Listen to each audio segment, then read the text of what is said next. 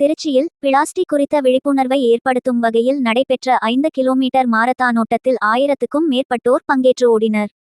திருச்சிராப்பள்ளி மாவட்ட நிர்வாகம், தமிழ்நாடு மாசுக்கட்டுப்பாட்டு வாரியம் மற்றும் ரிஹாப் இந்தியா ட்ரஸ்ட் இணைந்து மண்ணைமலடாக்கும் சுற்றுப்புற சூழலுக்கு, கால்நடைகள் மற்றும் வனவிலங்குகளுக்கு தீங்கினை ஏற்படுத்தும் பிளாஸ்டிக் குறித்த விழிப்புணர்வை ஏற்படுத்தும் நோக்கில் விழிப்புணர்வு மாரத்தான் ஓட்டம் திருச்சியில் இன்று நடைபெற்றது. 5 கிலோமீட்டர் வரையிலான இந்த மாரத்தான் ஓட்டம் 15 வயதிற்குட்பட்டோர், 15 வயதுக்கு மேற்பட்டோர் என இரு பிரிவுகளில் நடத்தப்பட்டது.